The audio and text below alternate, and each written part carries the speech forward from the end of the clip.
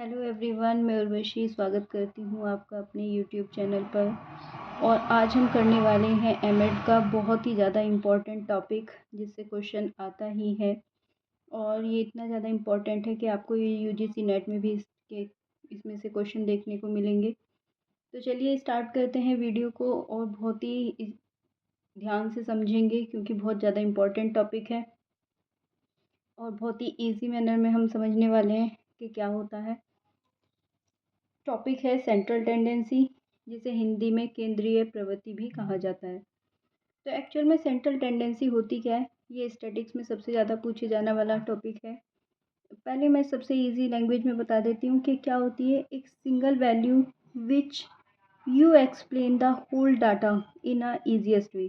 ठीक है ना। इसमें क्या होता है कि जितना भी डाटा आपको दे रखा होता है उसमें आपकी एक सिंगल वैल्यू ऐसी निकल के आती है जिससे आपको पूरे डाटा को समझने में आसानी हो जाती है। और इसे ही कहा जाता है सेंट्रल टेंडेंसी। मतलब ये सेंटर की कोई ना कोई ऐसी वैल्यू है जो हमें पूरे डाटा को एक्सप्लेन कर देती है। डेफिनेशन देख लेते हैं। Central tendency is define as the statistical measure that identifies a single value as representative of an entire distribution। जितना भी आपको डिस्ट्रीब्यूशन है उसमें अगर आप सेंट्रल टेंडेंसी निकालते हैं तो उसकी एक सिंगल वैल्यू आपको पूरा रिप्रेजेंटेशन दिखा देती है। It's aim to provide an accurate description of the entire data. और ये क्या देता है, एक एक्यूरेट डिस्क्रिप्शन आपको देता है पूरे डाटा का। And it is the single value, it is the most typical representative of the collective data. जितना भी डाटा कलेक्ट किया गया है उसमें से अगर सेंट्रल टेंडेंसी निकाल लेते हैं तो हमारा क्या है, जो वैल्यू है, एक्यूरेट वैल्यू है, सेंट्रल टेंडेंसी के द्वारा पता चल जाती है। 3 main measures are mean, median and mode. तो हमने तीन भागों में इसे बांटा है, मीन, मीडियन और मोड में। मीन को माध्य कहा जाता है, मीडियन को माध्यिका कहा जाता है और मोड को बहुलक कहा जाता है। ठीक है। अभी हम पढ़ने वाले हैं डिटेल में मीन के बारे में। मीन क्या होता है, मीन्स माध्य। तो मीन क्या होता है, the mean is the most commonly use measure of central tendency. सबसे ज़्यादा कॉमनली जो यूज़ किया जाता है वो है मीन। ठीक है। And it is calculated by adding all the values in the data set and dividing by the total number of the values. कैसे निकालते हैं कि जितनी भी आपको डाटा सेट में वैल्यू दे रखी हैं उनको सम करेंगे, सबको जोड़ लेंगे और डिवाइड कर देंगे टोटल नंबर ऑफ़ वैल्यूज़ से। जितनी वैल्यूज़ हैं 4, 5, 6, ठीक है, उससे डिवाइड कर लेंगे। And it is represents the arithmetic average. ठीक है। और ये क्या देता है, अरिथमेटिक एवरेज भी इसके द्वारा हम निकाल सकते हैं। कैसे निकालेंगे, फॉर्मूला देख लेते हैं एक बार। Mean is equal to sum of all the values, जितनी भी वैल्यूज़ हैं उन सबको जोड़ लेंगे, upon total number of observation. जितनी भी ऑब्जर्वेशन है, जितनी भी वैल्यूज़ हैं उनको टोटल से डिवाइड कर देंगे। X bar is equal to sum of x upon n, ये इसका फॉर्मूला होता है। ठीक है। देख लेते हैं वेयर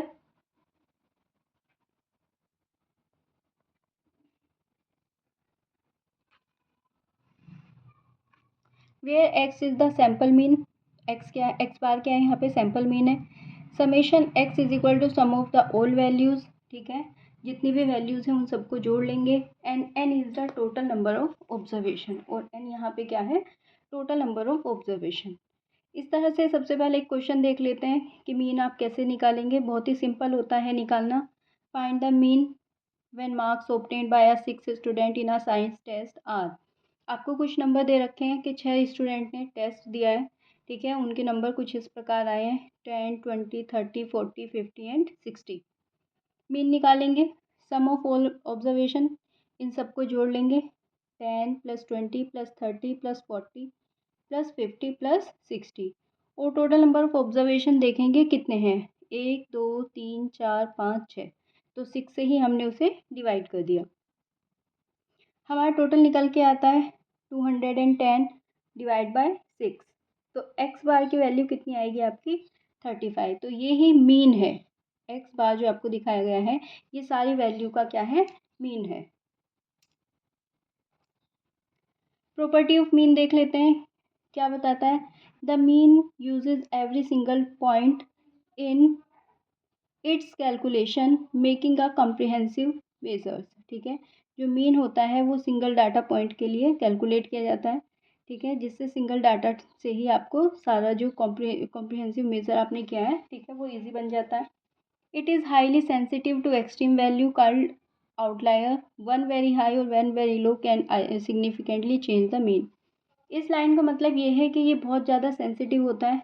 अगर सपोज ज़ीरो वैल्यू है और सबसे हाई वैल्यू है आपके डाटा में, डाटा सेट में, तो इसका बहुत ज़्यादा फ़र्क पड़ेगा। जब आप प्लस करेंगे तो वैल्यू पर क्या होगा, बहुत ज़्यादा फ़र्क पड़ने वाला है। बहुत ज़्यादा लो वैल्यू और बहुत ज़्यादा हाई वैल्यू इसकी मीन की वैल्यू को चेंज कर सकती है और जो ऑब्जर्वेशन है एक्यूरेटली मतलब इससे जो है डिस्टर्ब हो सकते हैं। नेक्स्ट आता है third point, the sum of the deviation of all the values from their mean is always zero. जो सम होगा डेविएशंस का, ठीक है, वो क्या होगा, हमेशा ज़ीरो होगा। X minus x bar always is equal to zero.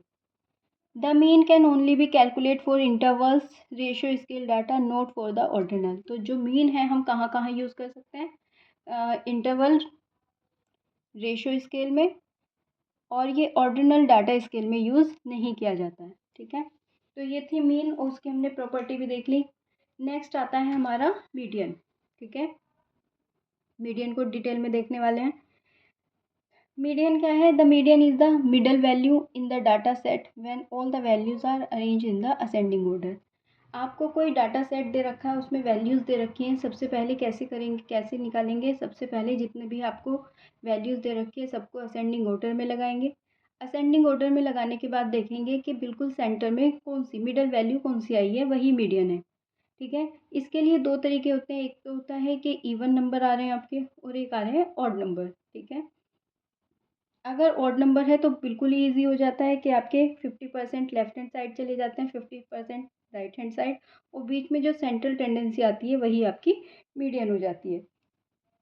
Second है the divide data set into two equal halfs, 50% value below and 50% above. Unlike the mean, the median is not affected by extreme value. ठीक है, जो mean की तरह median जो है ज़्यादा extreme value से इफेक्ट नहीं होती है। मीडियन का फॉर्मूला देख लेते हैं। व्हेन एन इज़ इवन, जो नंबर ऑफ़ वैल्यूज़ हैं, टोटल नंबर ऑफ़ वैल्यूज़ हैं, अगर इवन है तो उसके लिए फॉर्मूला बन जाता है median is equal to n by two terms plus n upon two plus one observation divide by two. Total value को हम डिवाइड करेंगे टू से। ठीक है, तो यहाँ पे वैल्यू निकल के आएगी for even number if n is equal to even. Next आता है कि when n is equal to odd. ठीक है, नंबर ऑफ ऑब्जर्वेशन कैसे आए हैं, ओड हैं, तो मीडियन क्या होगा, median is equal n plus one upon two th term निकल के आ जाएगी और इससे हम वैल्यू निकाल लेंगे। जैसे एक क्वेश्चन देख लेते हैं, आपको डाटा सेट दे रखा है 5, 17, 8, 15 एंड 7। सबसे पहले क्या करेंगे मीडियन निकालने के लिए, first arrange a data in the ascending order. सबसे पहले असेंडिंग ऑर्डर में डाटा को सेट कर लेते हैं। सपोज कैसे करेंगे, 5, 7, 8, 15 एंड 17, ये आपने अरेंज कर लिया। फिर मीडियन का फॉर्मूला लगाएंगे, क्योंकि ये ओड है, 1, 2, 3, 4, 5 ओड नंबर आया है, एन इज इक्वल टू आपका 5 आया है, तो फॉर्मूला पुट करेंगे n plus one upon two. Median is equal to n क्या है, नंबर ऑफ ऑब्जर्वेशन कितने हैं, 5 हैं, 5 plus one upon to that is called 3। ठीक है, 6 अपॉन टू डिवाइड करेंगे तो 3 आएगा, मतलब जो थर्ड टर्म होगी। ठीक है, 3 ये नहीं मानेंगे कि 3 आंसर आ गया, 3 बिल्कुल भी आंसर नहीं है। इसका मतलब है यहाँ पे जो थर्ड टर्म आई है, जो आपने असेंडिंग ऑर्डर में लगाया है, उसमें जो थर्ड टर्म है वही आपका मीडियन है। यहाँ पे मीन नहीं, मीन्स, मतलब कि ये आपकी थर्ड टर्म है। थर्ड टर्म कौन सी आ रही है आपकी, 1, 2, 3, तो 8 जो नंबर आ रहा है दैट इज कॉल्ड, वही इसका मीडियन है। ठीक है, आई होप कि समझ में आ रहा है। इसकी प्रॉपर्टी देख लेते हैं, property of median. The median is not affected by extreme value of outliers. जो मीडियन है वो बहुत ज़्यादा इफेक्ट नहीं होता है जितनी भी आउटलायर्स जो वैल्यूज़ होती हैं, सपोज़ हम असेंडिंग ऑर्डर में लगाएंगे कि सपोज़ 0 वैल्यू आ रही है या लास्ट में कोई बड़ी वैल्यू आ रही है, तो इससे कोई भी ज़्यादा फ़र्क नहीं पड़ता है, क्योंकि हमें तो फॉर्मूला पुट करके आंसर निकालना है।